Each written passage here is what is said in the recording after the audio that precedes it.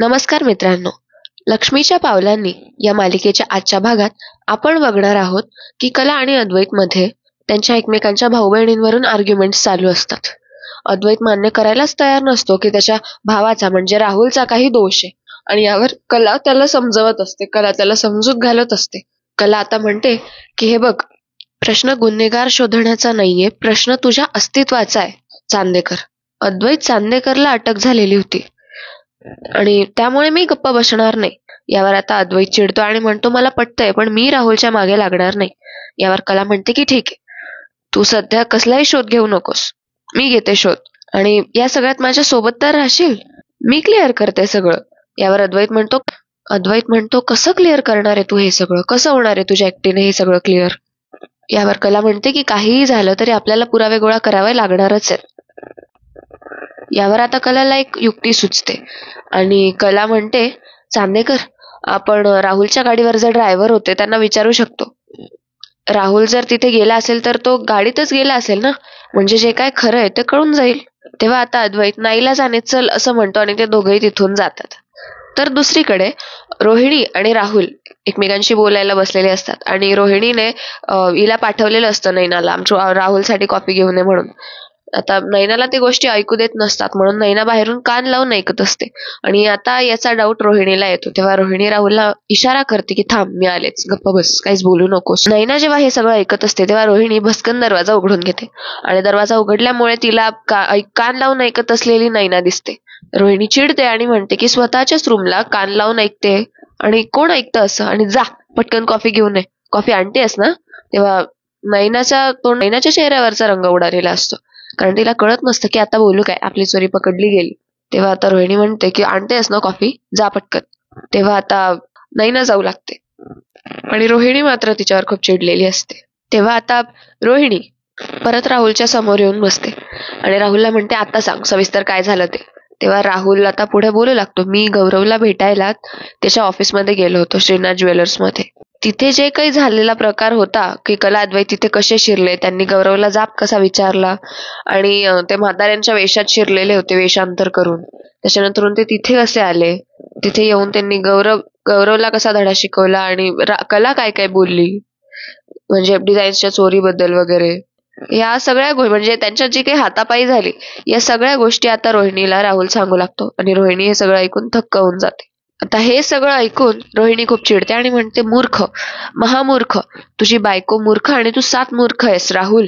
तेव्हा आता राहुल म्हणतो अगं मम्मा माझं काय. तेव्हा इतक्यात आता रोहिणी त्याला काही न बोलता पुढे बोलू लागते, गप्प बस, हे दोघं जर श्रीनाथ ज्वेलर्स पर्यंत जर पोहोचलेत ना तर तुझ्यापर्यंतही ते नक्कीच पोहोचणारच. अरे मला वाटलं होतं की जरा काही अक्कल वापरायला सुरुवात केली असशील तू, पण नाही, तुझा आणि अक्कलेचा काही संबंधच नाहीये. एकीकडे कला आणि अद्वैत ड्रायव्हर जवळ येऊन उभे राहिलेले असतात आणि ड्रायव्हर त्यांची गाडी स्वच्छ करत असतो, म्हणजे झटक वगैरे करत असतो. आणि आता एवढ्यात अद्वैत म्हणतो की ड्रायव्हर काका. तेव्हा आता इतक्यात ड्रायव्हर बोलू लागतो की अरे अद्वैत साहेब. तेव्हा आता अद्वैत पुढे काही न बोलता सरळ विचारतो की आज राहुल कुठे गेला होता का, की म्हणजे सकाळचा कुठे गेलाच नाहीये. तेव्हा आता तो ड्रायव्हर म्हणतो आता घरीच आहेत राहुल साहेब. तेव्हा अद्वैत म्हणतो की हा म्हणजे कुठे जाऊन आलाय का. यावर आता ड्रायव्हर म्हणतो आज का. अद्वैत म्हणतो हो आजच, आजच्याच दिवसात. तेव्हा तो ड्रायव्हर विचार करू लागतो आणि दुसरीकडे रोहिणी आता राहुलला समजुतीचे धडे देत असते.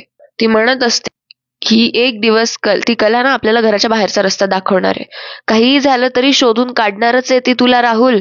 तेव्हा राहुल जागचा उठतो आणि म्हणतो हो मम्मा मला पटतंय तुझं. यावर आता रोहिणी म्हणते की हे सगळं कशामुळे होतंय कळलं. तेव्हा राहुल म्हणतो नाही. तेव्हा आता राहुलला काही कळत नसतं, राहुल नाही अशी मानायला होतं. तेव्हा रोहिणी तिचा कान धरते आणि म्हणते की अरे मूर्ख मुला, हा तुझा ओव्हर कॉन्फिडन्स आहे, ओव्हर कॉन्फिडन्सच्यामुळे होतं हे सगळं.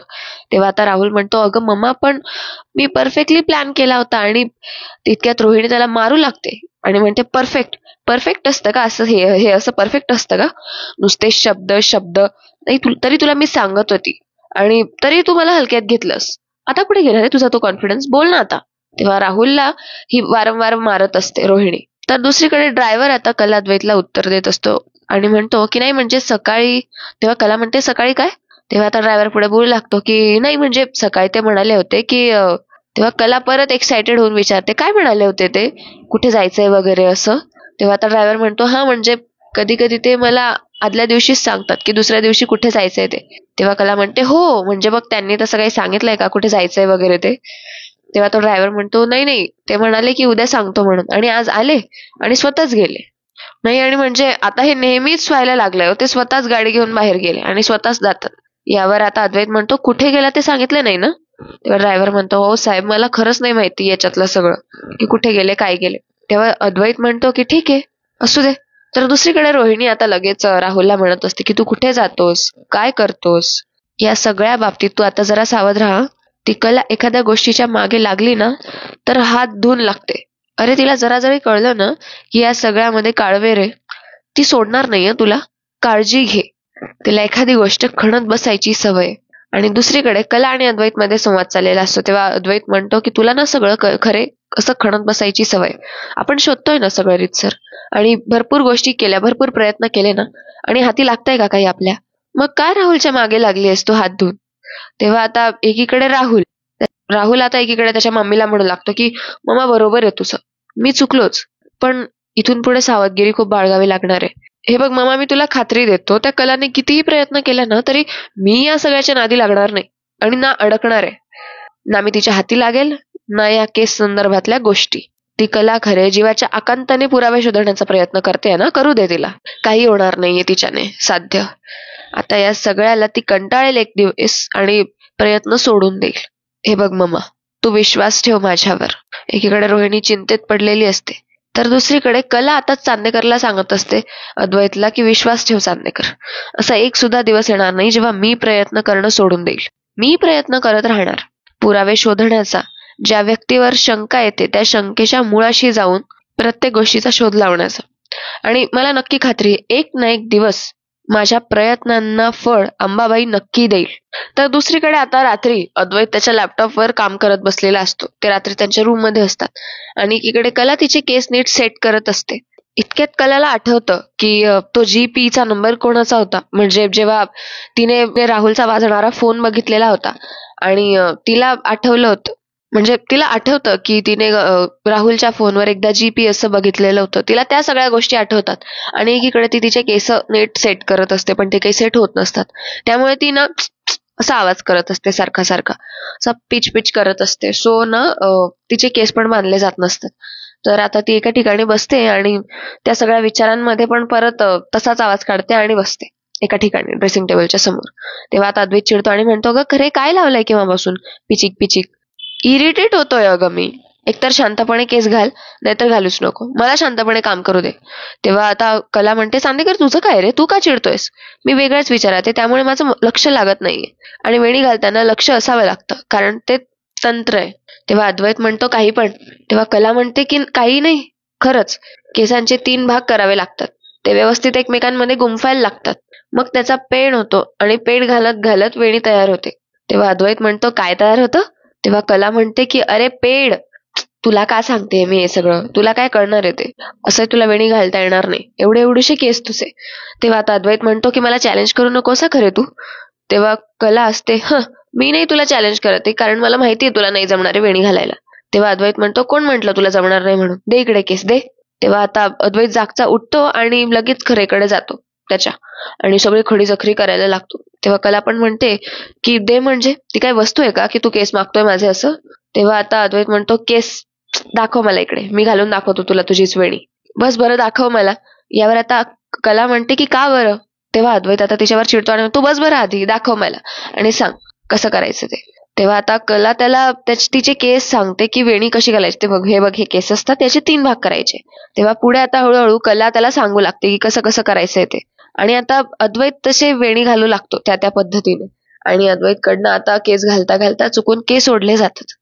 तेव्हा त्याला कला म्हणते की चांदेकर केस ओढू नकोस माझे, घालता येणार असेल तरच घाल, नाही तर राहू देत. तेव्हा अद्वैत म्हणतो सॉरी सॉरी, एकदा दाखव मला आणि एकदा सांगत चल. तेव्हा आता कला त्याला सांगू लागते 3 भाग करायचे असतात केसांचे, उजवीकडचा, डावीकडचा आणि मधला. त्याप्रमाणे आता अद्वैत करत असतो, म्हणजे अद्वैत तिला फॉलो करत असतो, आणि कला आता त्याला पुढे सांगू लागते की बघ आता ते एकमेकांमध्ये गुंफायचे असतात. म्हणजे उजवीकडचा वरून मधल्या भागावरती ठेव, आणि डावीकडचा तिकडून तसा कर. म्हणजे या प्रकारे आता कला त्याला सांगत चालते, आणि अद्वैत सुद्धा तसा फॉलोअप घेत चालतो. तो प्रॉपर घालतो, पण मग काय आहे ना की त्याला ते जमत नाही. तो म्हणतो अरे काय आहे हे, किती कॉम्प्लिकेटेड आहे हे. यावर कला म्हणते मग बोलली होती ना तुला नाही जमणार म्हणून, राहू दे. तेव्हा अद्वैत म्हणतो ठीक आहे ना, या जगात अशी कुठलीच गोष्ट नाहीये जी मला जमणार नाही. तू एक काम कर, मला पुन्हा एकदा सांग, मी पुन्हा एकदा मन लावून करतो. असं म्हणत आता अद्वैत पुन्हा एकदा कलेच्या केसांना हात लावतो आणि त्याच्या केसांची वेणी घालू लागतो. तो म्हणतो मला जर टेक्निक एकदा जर कळलं ना तर मी करेल, तेव्हा तू मला नीट सांग. तेव्हा आता कला त्याला स्वतःच्या हाताने सांगते की गुंफण कुठून कशी घालायची येते, आणि अद्वैत त्या प्रकारे करतो. आणि अद्वैतला ते जमतं सुद्धा. आता अद्वैत त्याप्रमाणे करत असतो. कलाचे कुठे कुठे केस पण ओढले जातात, बट कला ऐकून घेते. तेव्हा आता कला त्याला पूर्ण गोष्ट व्यवस्थित तिच्या पद्धतीने समजावत असते. अद्वैतला समजत तर काही नसतं, पण तो त्याच्या पूर्ण परीने प्रयत्न करत असतो आणि अखेरीस त्याला वेणी जमतेच. आणि आता वेणी घालता घालता कलाला झोप लागायला लागलेली असते. ती वारंवार त्याला विचारत असते की काय रे चांदेकर, झालं का? तेव्हा इतक्याच चांदेकर कडून वेणी घालून होते. तेव्हा कला बोलली, म्हणजे सगळं झाल्यानंतरून कला म्हणते की बोलली होती ना नाही जमणार असं. तेव्हा अद्वैत हसू लागतो आणि म्हणतो की ह बघ एकदा जरा. तेव्हा आता कला तिच्या स्वतःच्या केसांना हात लावते आणि म्हणते अरे बापरे बघू, जमलेली दिसते. तेव्हा कला आता आरशात बघून येते आणि म्हणते की चांदेकर, जमलं की रे तुला? तेव्हा आता अद्वैत म्हणतो द ग्रेट अद्वैत चांदेकर. तेव्हा आता कला लगेच बोलू लागते की नाही म्हणजे इथे जरा असं चुकलंय. तेव्हा अद्वैत म्हणतो कुठे चुकले, दाखव दाखव दाखव जरा कुठे चुकली असं. तेव्हा कला म्हणते अरे एवढी नाही चुकली. तेव्हा अद्वैत म्हणतो की दाखव मला कुठे चुकले असं. नाही नाही दाखवच. तेव्हा कला त्याला लगेच उत्तर देते की अरे ठीक आहे ठीक आहे, एवढं नाही, जमलंय तुला, बरोबर केलंयस तू, काहीच चुकलेलं नाही एवढं, घे अभिनंदन. तेव्हा अद्वैत म्हणतो की हो, प्रयत्न केला की सगळं जमतं. तेव्हा आता कला चांदेकरला सांगते की मी तुला तेच सांगते चांदेकर, प्रयत्न केले की सगळं जमतं. म्हणून मला पण आता तो शोध घेण्याचा प्रयत्न करू दे ना. तो शोध कुठेही कोणाकडेही मला घेऊन जात असला ना तरी मी शोध घेणार. आता कला आणि अद्वैतने मिळवलेला हात, म्हणजे त्यांनी जो हात मिळवलेला असतो एकमेकांशी, तो आता अद्वैत हे ऐकूनच सोडून देतो. कारण त्याला त्याच्या भावावर पूर्ण विश्वास असतो आणि त्याला त्याच्या भावाला असं अडचणीत टाकायचं नसतं. कारण ऑब्व्हियसली त्याला त्याची त्याची आत्या लगेच किती असं रडायचं नाटक वगैरे करते आणि त्याचं म्हणणं आहे की माझा भाऊ असं करूच शकत नाही. इतक्यात आता कलाला ठसका लागतो, कला खोकलू लागते. तेव्हा अद्वैत म्हणतो तुला पाणी हवंय का, पाणी देऊ? तेव्हा कला म्हणते नाही नाही इट्स ओके, ठीक आहे, मी गेला माझा ठसका, लागला मला तर मी पिन पाणी. पण इथे तांब्या वगैरे असायचा खोलीत आपल्या. तेव्हा अद्वैत म्हणतो अरे पण आता कसं असणार, म्हणजे माझं तांब्या भांड असायचं आपल्या खोलीमध्ये. तेव्हा अद्वैत म्हणतो आता तुझा ठसका थांबलाय ना, तेव्हा आता तांबे भांड कशाला पाहिजे तुला? तेव्हा कला म्हणते तसं नाही, प्रत्येक गोष्ट जिथल्या तिथे असायला हवी, नाहीतर मला झोप नाही येणार, आले मी घेऊन. असं म्हणत आता कला खाली किचन मध्ये जायला निघते आणि अद्वैत म्हणतो अवघड आहे या मुलीचं. गौरव राहुलशी फोनवर बोलत असतो आणि गौरव राहुलला सांगत असतो की हे बघ आज जे काही झालंय ते खूप अनएक्सपेक्टेड होतं हा राहुल. याचा अंदाज तुला आधीपासून असायला हवा होता. आणि राहुल आता जरा लक्ष दे, कसं बस ते सगळं प्रकरण मी पोलिसांसमोर स्वतःला वाचवलंय, कसं बस निपटून. पण आता लक्षात ठेव, प्रत्येक वेळी आपल्याला असं करता येणार नाहीये. त्यांच्या घरात तू राहतोस आणि गुफेच्या तोंडाशी तू आहेस, आणि तेव्हा तुला जास्त काळजी घ्यावी लागणार आहे, कळलं? तेव्हा राहुल म्हणतो नाही तुला तर आज अनुभव आलाय, पण या दोघांना ना मी अनेक वर्ष सहन करतोय.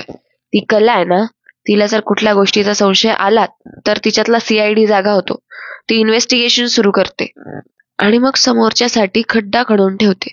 हे बघ गौरव, आता आपल्याला जास्त सावध राहावं लागणार आहे. तेव्हा गौरव म्हणतो ते तर आहेच, हे बघ इथून पुढे जे काही करायचं आहे ना ते सगळं प्रॉपर प्लॅनिंगने आणि आपल्या आपल्या रिस्कवर करायचंय, आणि अंधारात तीर मारणं बास झालं आता, कळलं? तेव्हा राहुल म्हणतो ओके, गुड नाईट. असं म्हणत राहुल फोन ठेवतो आणि मागे वळून बघतो तर त्याला कला तिथे उभी दिसते. आणि कलाला तिथे बघून तो खूप घाबरून जातो, त्याला भीती वाटते की हिने आपलं बोलणं तर नाही ऐकलं. तेव्हा आता कला म्हणते काय झालं रे राहुल, मला बघून एवढा घाबरलास का? तेव्हा राहुल म्हणतो घाबरलो आणि मी छे छे, मी का घाबरू तुला? तेव्हा कला म्हणते हो का, कोणाशी बोलत होतास तू? तेव्हा आता राहुल म्हणतो मी छे नाही नाही, मी कोणाशी बोलणार? असं म्हणत आता राहुलची बोबडी वळायला लागते. कधी, कोणाशी, कसं? तेव्हा कला म्हणते आत्ता, आता तू फोनवर बोलत होतास, फोन तुझ्या कानाला होता तेव्हाचीच गोष्ट करतेय मी. तेव्हा राहुल म्हणतो अगं फोनवर बोलत होतो ते झालंय माझं बोलणं, ऑलरेडी झालंय बोलणं, आता मी झोपायला चाललोय. तेव्हा कला म्हणते कोणाशी बोलत होतास? तेव्हा आता राहुल म्हणतो की अगं मित्राशी बोलत होतो. हे बघ रात्र खूप झालेली आहे, चल मी जातो झोपायला, ठीक आहे, गुड नाईट. असं म्हणत आता राहुल कसा बसा तिथून सटकतो आणि पळ काढतो. पण एकीकडे कलाला डाऊट येतो आणि कला विचार करते, राहुल मित्राशीच बोलत होता, मग अशी काळोखात खाली येऊन चोरासारखं का बोलत होता? त्याच्या खोलीतही बसून बोलता आलं असतं त्याला. नाही नाही, कुठेतरी पाणी मुरतंय हे नक्कीच. दुसरीकडे आता अद्वैत त्याचं काम आटोपतो, लॅपटॉप बंद करतो, जागेवर ठेवतो आणि इतक्यात त्याला कला विचारात रूम मध्ये येताना दिसते. अद्वैत कलाला बघतो आणि जेव्हा कला ते पाणी वगैरे घेऊन येते आणि टेबलवर ठेवते, त्या पिरियड मध्ये ती तिच्या तिच्या विचारांमध्ये असते आणि अद्वैत तिला नोटीस करत असतो. अद्वैत म्हणतो, काय जाताना वेगळ्या मूड मध्ये होतीस, आता वेगळ्या मूड मध्ये आहेस, काय झालं? तेव्हा कला म्हणते, चांदेकर, जर मी तुला सांगितलं तर परत तू माझ्यावर चिडशील. तेव्हा अद्वैत म्हणतो, मी काय वेडा आहे का तुझ्यावर चिडायला? सांग बरं काय झालं? तेव्हा कला सांगू लागते की माझ्या डोक्यात अजूनही ना राहुलचाच विचार आहे, मला संशय आहे त्याच्यावर. तेव्हा अद्वैत चिडतो आणि म्हणतो, अगदी नावाप्रमाणे असतो, प्रत्येक गोष्टीत स्वतःचं म्हणणं खरं करतेस, तू का मागे लागलीस त्याच्या? तेव्हा कला म्हणते की तू म्हणालास ना आता की मी चिडणार नाही म्हणून, आणि मग असा टोमणे मारल्यासारखं का बोलतोयस? तेव्हा आता अद्वैत म्हणतो, ठीक आहे चल, झोप आली आहे मला, मी झोपतोय. तेव्हा आता कला विचार करते, मला आता 2 ध्येय गाठायचे. एक म्हणजे राहुलचा खरा चेहरा सगळ्यांच्या समोर आणायचा आणि दुसरा म्हणजे चांदेकरला सिद्ध करून दाखवायचंय, म्हणजे तो माझ्यावर विश्वास ठेवेल. दुसरीकडे कला तिची रूम आवरत असते. सकाळी दुसऱ्या दिवशी इतक्यात आता चांदेकरचा फोन वाजतो आणि त्याचा फोन वाजताना ती बघते आणि तिचं लक्ष जातं त्याकडे आणि ती त्या फोनकडे येते आणि म्हणते, चांदेकर तुझा फोन वाजतोय. तेव्हा आता ती चांदेकरचा फोन घेऊ लागते. इतक्यात आता अद्वैत धावतच तिथे येतो आणि म्हणतो, एक मिनिट, माझा फोन आहे ना, मी उचलणार, तू कशाला उचलते? तेव्हा आता कलाच्या हातातून फोन तो परत खाली ठेवतो आणि बालिशपणा करून तो फोन लगेच उचलतो आणि म्हणतो की माझा फोन आहे, मी उचलतोय, थांब. तेव्हा आता कला म्हणते, तू काही सुधारणार नाहीयेस, वाटेल ते कर जा. तेव्हा आता अद्वैत लगेच फोन उचलू लागतो आणि फोन उचलून तो बोलतो, हॅलो. तेव्हा इतक्यात आता तो काउन्सिलर बोलत असतो तिकडून, तो म्हणतो, सुप्रभात सर. तेव्हा आता अद्वैत म्हणतो, गुड मॉर्निंग सर, बोला. तेव्हा आता काउन्सिलर म्हणतो की तुम्हाला एक अत्यंत महत्वाचा प्रश्न विचारण्यासाठी फोन केलेला आहे मी. यावर आता अद्वैत म्हणतो, विचारा. तेव्हा आता काउन्सिलर पुन्हा म्हणतो की तुमची बायको तुमच्या बाजूला आहे का किंवा समोर आहे का? तेव्हा अद्वैत म्हणतो, हा प्रश्न विचारायचा होता तुम्हाला? तेव्हा आता इतक्यात कला हे ऐकते, म्हणजे फोन स्पीकरला असतो ना, कला हे ऐकते आणि लगेच अद्वैतच्या जवळ येते आणि अद्वैत म्हणतो, तुम्ही हेच विचारायला फोन केला? तेव्हा आता काउन्सिलर म्हणतो, हो साहेब, हे विचारायला फोन कोणी करतं का? आणि मी कशाला करणार आहे? बरं जाऊ दे, पुढचा प्रश्न. तुम्ही एक काम करा, तुमचा फोन आहे ना स्पीकरवर टाका, म्हणजे तुमची बायको पण ऐकेल. तेव्हा आता अद्वैत म्हणतो, हो ऑलरेडी टाकलेला आहे. इतक्यात कला म्हणते, सर मी ऐकतेय तुमचा आवाज, बोला बरं. तेव्हा काउन्सिलर म्हणतो की म्हणजे खरे आणि चांदेकर, मी तुम्हाला दोघांना जी कामं करायला सांगितलेली होती त्यातली कुठली कुठली कामं तुम्ही एकत्र केली तेव्हा मला सांगाल का तुम्ही दोघंही चांदेकर? तेव्हा आता अद्वैत म्हणतो, आम्हाला आधी सगळ्यात. तेव्हा अद्वैत पुढे काही बोलेल तेव्हा म्हणजे तो आठवू लागतो, तर तो पुढे काही बोलेल तेव्हा काउन्सिलर म्हणतो, वा वा वा, मस्त मस्त, अगदी उत्तम अगदी उत्तम. आता अद्वैत प्रश्नात पडतो की मी तर काही बोललेलो नाहीये, मग हा असं का बोलतोय? तर तो म्हणतो, अगदी मस्त. काउन्सिलर म्हणतो, अगदी मस्त, बेस्ट. आणि एवढ्यात तो आता त्याच्या खिशातली चिठ्ठी काढतो. त्या चिठ्ठीमध्ये आय थिंक त्याच्या वाईफने त्याला लिहून दिलेलं असतात, यादी दिलेली असते की काय काय वस्तू आणायचं. तो ऑलरेडी भाजी मार्केटला असतो, भाज्या घेत असतो आणि तो तेच बघत असतो, आलं, टोमॅटो, कांदा वगैरे, तो लिस्ट वाचू लागतो आणि लगेच म्हणतो, का हो आलं कुठे मिळेल? तेव्हा आता अद्वैत म्हणतो, मनीष मार्केट. त्यामुळे आता काउन्सिलर म्हणतो, सॉरी सॉरी, ते मी उलट्या बाजूने लिस्ट बघितली ना म्हणून गडबड झाली, पण काय ना माझ्याकडनं चिठ्ठी चुकून उलटी पकडली गेलेली होती, लिस्ट मी उलटी बघितली ना म्हणून गडबड झाली.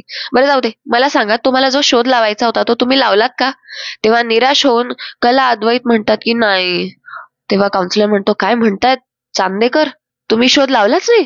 आणि अरे मग कुठली एकत्र कामं केलीत तुम्ही? तेव्हा कला म्हणते, हो असं नाही, म्हणजे घरातली आम्ही बाकीची कामे केली ना एकत्र. यावर काउन्सिलर म्हणतो की हो का, कुठली कुठली? तेव्हा आता अद्वैत एक्सायटेड होऊन सांगू लागतो मोठ्या अभिमानाने. तो म्हणतो, एकत्र गादी घातली. तेव्हा कला सांगते, एकत्र चादर घातली, भाजी निवडली एकत्र, आणि दुधीची भाजी पण केली एकत्रच. तेव्हा आता काउन्सिलर म्हणतो, हो दुधीची भाजी एकत्र, वा वा वा, जबरदस्त. अरे काय बोलताय चांदेकर, ही काय मोठी कामं झाली का? असं काहीतरी झणझणीत मोठं काम करायला सांगितलं होतं, पण ते जाऊ दे, मरू दे, सोडा. मला सांगा, तुमच्या घरात एकूण माणसं किती आहे? तेव्हा आता अद्वैत सांगतो की 10-15. तेव्हा कला आता फोडून सांगू लागते की 11 माणसं राहतात आणि 6 नोकर. तेव्हा आता काउन्सिलर म्हणतो, म्हणजे भरपूर भाजी लागणार आहे तुम्हाला. तेव्हा ते दोघंही म्हणतात, भाजी? तेव्हा काउन्सिलर सांगू लागतो, हे बघा मिस्टर अँड मिसेस चांदेकर, तुम्हाला एकत्र जाऊन आता भाजी आणायची आहे, एकत्र जाऊन भाजी आणायची आहे आणि ती सुद्धा ताजी ताजी. आलं का लक्षात? All the best. ओके, हा, असं म्हणत आता अद्वैत तो फोन ठेवून देतो आणि म्हणतो काय काय करावं लागतं या काउन्सिलरच्या नादात. तेव्हा कला आता त्याला विचारते काय काय करावं लागतंय म्हणजे. त्यावर अद्वैत म्हणतो आता इतकं सिम्पल काम आहे, त्यासाठी 2 माणसं कशाला इन्व्हेस्ट करायची. यावर कला म्हणते ठीक आहे, मग तू एकटा जा, मी बसते घरी. तेव्हा अद्वैत म्हणतो नाही नाही तसं नाही, आता ज्या फील्डवर मला काम करायचा एक्सपिरियन्सच नाहीये त्या फील्डवर मी काय करू, तू पण चालायला हवं. तेव्हा कला म्हणते म्हणजे मी तुला सोबत यायला हवं, म्हणजे 2 माणसं लागणार आहेत तर. तेव्हा आता अद्वैत निशब्द होतो. तेव्हा कला पुढे म्हणते आगाऊपणा करून ओव्हर स्मार्टपणा करतोयस, मला नाही युक्तीच आवडत नाहीये. असं बोलून आता कला तिथून निघून जाते. आता अद्वैत म्हणतो अगं येतेस ना. तेव्हा कला तिथून रागात निघून जाते. दुसरीकडे सगळे खाली आता सकाळी ब्रेकफास्टला जमलेले असतात आणि टेबलवर बसून ब्रेकफास्ट करत असतात. आता रजनी तिची कॉफी घेते आणि राहुलची कॉफी घेते, त्याला कॉफी देत असते. आणि इतक्यात अद्वैत कला दोघंही खाली येऊ लागलेले असतात. आणि आबासाहेब म्हणतात की अरे अद्वैत आणि कला आले नाही अजून. तेव्हा इतक्यात आता अद्वैत मागून म्हणतो की अरे आले आले, काय म्हणतात आबासाहेब, सुप्रभात. यावर आता आबासाहेब म्हणतात तुला असं खुश बघून मला खूप बरं वाटलं. दुसरीकडे आता खाली कला उतरते आणि म्हणजे कला खाली उतरते आणि रजनीच्या समोर असते. सो ती आता रजनीला बोलते की रजनी मॅडम, मला आता आपल्याला लागणाऱ्या किती भाज्या आणायच्या आहेत त्याची जरा मला लिस्ट देता का, म्हणजे किती आणायचे, कांदे बटाटे किती करायचे आहेत याची एक यादी द्याल का. तेव्हा आता रजनी पुढे काही बोलेल तेव्हा कला म्हणते ब्रेकफास्ट नंतरून मी आणि चांदेकर भाजी आणायला मार्केटमध्ये चाललोय. तेव्हा आता आबासाहेब म्हणतात अरे वा, अच्छा म्हणजे एकत्र भाजी आणायला चालताय म्हणून तू खुश आहेस का अद्वैत. तेव्हा आता अद्वैत म्हणतो नाही बाबा, कसं आहे ना की काउन्सिलरने आम्हाला हा टास्क दिलेला आहे. तेव्हा आबासाहेब म्हणतात अप्रतिम, दोघांनी मिळून एकत्र भाजी आणायला जाण्यासारखं दुसरं सुख नाही बघ. आणि इथली कामं काय नंतर होत राहतील. दुसरीकडे राहुल आणि नैना ते दोघंही खूप विचार करत असतात की हे काय चाललेलं आहे. तेवढ्यात आता रजनी एक लिस्ट बनवून आणते आणि कलाला सांगू लागते. ती म्हणते हो अगं हे बघ, मी बाकीचं इकडचं बघते, तुम्ही दोघं नाश्ता करून निघा, ही घे यादी घे. आणि पिशव्या घेतल्यास का 2. यावर कला म्हणते हो हो मी घेतल्या. यावर आबासाहेब म्हणतात कला, एक सिक्रेट सांगतो, अद्वैतची आजी आणि मी आम्ही दोघं सुद्धा अशीच भाजी आणायला जायचं. अद्वैतच्या आजीला भाजी घ्यायची खूप आवड होती आणि ती मला सुद्धा सोबत घेऊन जायची. आता हे ऐकून सगळे हसत असतात, म्हणजे सगळ्यांना गंमत वाटत असते. आबासाहेब पुढे म्हणतात मग तेव्हा माझ्या लक्षात आलं की भाजी आणण्यामध्ये भाजी घेणं हे काम नाहीये, तर एक छंद आहे. वेगवेगळ्या आकाराच्या रंगाच्या भाज्या आणि काहींना अजूनही ओली माती लागलेली, म्हणजे खूप ताजेपणाचा सुवास, रसरशीत फळांच्या मांडीवर ठेवलेल्या राशी. असं वाटायचं की निसर्गात जाऊन एकदम मन प्रसन्न झालेलं आहे. आणि मग त्या सगळ्यांचा रंग, आकार, चव, ताजेपणा प्रेमाच्या नात्याला पण मिळतो. भाजी खरेदी झाली की मग मी आणि याच्या आजीला मोगऱ्याचा गजरा द्यायचो. तेव्हा आता सगळे जेव्हा हे ऐकत असतात तेव्हा सगळ्यांना खूप कुतूहल वाटत असतं. आणि अनामिका सोहमकडे रागात बघत असते आणि सोहमच्या हे लक्षात येतं. सोहम सुद्धा तिच्याकडे बघतो. आबासाहेब पुढे सांगतात मग आम्ही चौकातल्या टपरीवर एक एक कप चहा घ्यायचो आणि मग नंतरून सरळ घरी यायला निघायचो. तेव्हा आता असं सगळ्यांमध्ये छान गंमत होते, हसी मजाक होते. सगळ्यांना खूप कुतूहल वाटतं की आबासाहेब त्यांच्या गोष्टी आता आपल्याला सांगतायत. तेव्हा आता लगेच अनामिका येते. अनामिका हे ब्रेकफास्ट वाढण्याच्या बहाणे सोहमच्या जवळ येते आणि त्याला ऐकवू लागते की बघ, एकतर गजरा प्रकरण सोडलंयस, अद्वैत दादा आणि कलावहिनी सारखा संसार असायला भाग्य लागतं नाही का, सगळ्यांच्याच नशिबी नसतं ते. तेव्हा आता अनामिका हे त्याला सांगत असते सोहमला. तेव्हा बाजूला बसलेला तो श्रीकांत हे सगळं ऐकत असतो. तो आता म्हणू लागतो की म्हणजे तो आता विचार करू लागतो की अनामिका मनातलं बोलते आणि हा शुंभासारखा गप्प का बसतोय. लग्न झालंय तरी याला अक्कल काय येत नाहीये. जेव्हाच्या तेव्हा तोंड उघडायला काय जातंय. मला आता याच्याशी बोलायलाच हवं. पहिला मुद्दा, अनामिकाला एवढा चोंबडेपणा करायची काहीच गरज नाहीये, मुद्दाम करते त्या मुलाला विचारायला टार्गेट. तर दुसरीकडे आता अद्वैत आबासाहेबांना म्हणत असतात आबासाहेब हे बाकी कमाल आहे, म्हणजे तुम्ही तुमच्या काळात सुद्धा खूप रोमॅन्टिक होता, गजरा वगैरे घ्यायचात, वा वा वा. दुसरीकडे राहुल नैनाला म्हणतो की हा अद्वैत एवढा असा का वागतोय, म्हणजे एवढा हॅपीली का वागतोय. नाही म्हणजे ऑफिसमध्ये एकदा पॅनिक अटॅक आला ना तेवढंच काय ते, त्याच्यानंतर पासून तो खूप हॅपी वागतोय. आणि पण आता गोळ्यांचा काही फरक पडत नाहीये का त्याच्यावर. तेव्हा कला त्या दोघांचं बोलणं बघत असते की ते दोघं काय बोलताय असं खुसूर पुसूर. म्हणजे नैना पण त्याला काहीतरी बोलत असते. आता कला आता विचार करत असते त्या दोघांकडे बघून की दोघं असं काय बोलताय, एकतर ते वेगळं बसलेले आहेत आणि नेमकं काय बोलतायत ही दोघं यांचीच. या दोघांचं नक्कीच चाललेलं तरी काय आहे, काय बोलतायत एवढं एकमेकांशी. तेव्हा आता नैना लगेच जाऊ लागते आणि इतक्यात राहुल म्हणतो, ए थांब थांब, आता काहीच करू नकोस, थांब. तेव्हा नैना म्हणते, का? तेव्हा आता राहुल म्हणतो, थांब, ती कला बघ तिथे आहे. रिकामं काही पकडलं गेलं ना तर प्रॉब्लेम होईल. तेव्हा नैना जायची थांबते आणि त्याच्याशीच बोलू लागते. आणि एकीकडे कलाची मात्र नजर असते. इतक्यात आता राहुलचा फोन वाजतो आणि सगळे आता राहुलकडे बघतात की राहुलला कोणाचा फोन येतोय, आणि कला तर त्याच्याकडे नजर ठेवून असतेच, कारण कलाला त्याच्यावर संशय असतो. तेव्हा नैना म्हणते, अरे उचल ना फोन. तेव्हा राहुल हो म्हणतो आणि फोन उचलायला बाजूला येतो. राहुल असं बाजूला फोनवर का बोलतोय हे बघून कला थोडीशी विचारात पडलेली असते. एकीकडे पुढील भागात आपल्याला बघायला मिळणार आहे की राहुल कारमध्ये बसलेला आहे आणि राहुल ऑब्व्हियसली ती कार राहुलची असते आणि त्यांच्यात कोणीतरी थर्ड पर्सन आलेला असतो. आणि आता थर्ड पर्सनला पैशांची भरलेली बॅग सुटकेस दाखवून, आता म्हणजे आमिष दाखवून पैशांचं, गौरव म्हणत असतो की चांदेकर जर आमच्यापर्यंत पोहोचला तर आम्ही हे सगळं प्रकरण तुमच्याकडे फिरवणार, वाटल्यास हा ऍडव्हान्स समजा. तेव्हा आता तो थर्ड पर्सन जो कोणी असतो तो म्हणतो की एवढा मोठा निर्णय मी लगेच नाही घेऊ शकत, मला थोडा वेळ हवाय. तर दुसरीकडे आता कला आणि अद्वैत भाजी घ्यायला गेलेले असतात आणि अद्वैत कलेला म्हणतोय की तू वेंडरला शोधतेस ना? तेव्हा कला म्हणते, हो ना. तेव्हा अद्वैत कुठेतरी पॉइंट करतो आणि म्हणतो, तो बघतो वेंडर. तेव्हा आता म्हणजे तो तिसरा माणूस जो असतो ज्याला गौरव आमिष दाखवत असतो पैशांचं की आम्ही सगळं तुझ्यावर फिरवू, तो वेंडर असतो. आणि तो वेंडरकडे आता अद्वैत जेव्हा हात दाखवतो तेव्हा त्या वेंडरचं सुद्धा लक्ष जातं आणि तो वेंडर बघून घेतो. तेव्हा आता जाणून घेण्यासाठी आपल्याला पुढील भाग बघावा लागेल. तर मित्रांनो, आजचा एपिसोड कसा वाटला हे कमेंट्स मध्ये सांगायला विसरू नका. आणि हा व्हिडिओचा लास्ट पार्ट, आपले व्ह्यूअर्स ऑफ द डे. आणि आता कालच्या व्हिडिओला तर भरपूर कमेंट आहे, मला तर संकटच पडलं की मी नाव कोणाकोणाचं घेऊ. नेहमीप्रमाणे आपल्याला नेहमी कमेंट येते आपले रोजचे जे बघणारे आहेत, व्ह्यूअर्स आहेत. सो त्यांच्यातून आता रोजचे तर मला अगदी नावं पाठे, लाईक चंदा कदमे, त्याच्यानंतर आनंद केसवानी. सो त्यांची सुद्धा काल खूप छान कमेंट आलेली आहे आणि त्यांना ही ट्रिक खूप आवडते आपली, हे असं नावं अनाऊन्स करणं. सो त्यांचं असं म्हणणं आहे की एक्झॅक्टली की तुमची हे टॅक्टिक्स छान आहे. त्याच्यानंतरून त्यांना व्हिडिओ खूप आवडतो, म्हणजे रोज त्यांना प्रत्येक व्हिडिओ बद्दल जे त्यांचं मत असतं ते एवढ्या मोठ्या पॅराग्राफ मध्ये खूप छान पद्धतीने मस्त लिहून पाठवतात. इंग्लिशमध्ये खूप छान इंग्लिश आहे त्यांची. आणि एकीकडे ते मला पण खूप चांगलं म्हणजे प्रतिसाद देतात की नाही, मला ते मोटिवेट करतात. त्यांची कमेंट मला खरंच खूप मोटिवेशन देणारी ठरते. आणि ऑब्व्हियसली माझा जरा आवाज वेगळा आहे, तर त्यांना मे बी त्यावरूनही कळलं की यांची तब्येत खराब असेल किंवा यांचा आवाज जरा खराब आहे. सो गेट वेल सून असं सुद्धा त्यांनी मला मेसेज केलेला आहे, म्हणजे तिथे कमेंट केलेली आहे. सो लाईक खरंच म्हणजे सकाळी सकाळी उठणं, त्यामध्ये गारवा असणं, पण तरी प्रेक्षकांचा जर चांगला प्रतिसाद मिळत असेल तर प्रेक्षकांसाठी काहीही करावं असं वाटतं. तर त्याचमुळे हे सगळं चाललेलं असतं. आता घसा वगैरे खराब आहे, बट ठीक आहे, त्यांना ते कळलं आणि ते म्हणतात तुमचा आवाज ते रिफ्लेक्ट करतोय. सो मला ती पद्धत खरंच खूप आवडली.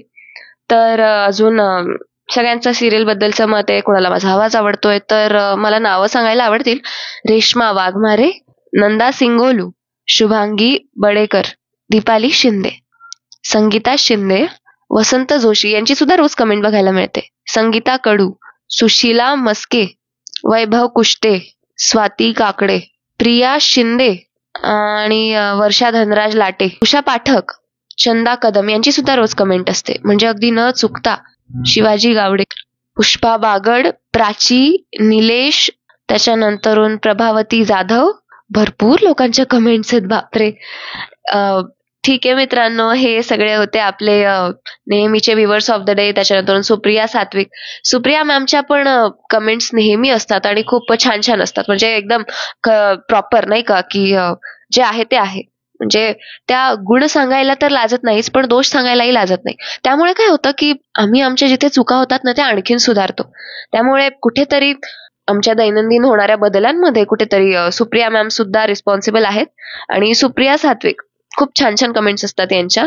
मालिकेबद्दल पण त्यांची मतं खूप छान असतात असं मी बघितलेलं आहे.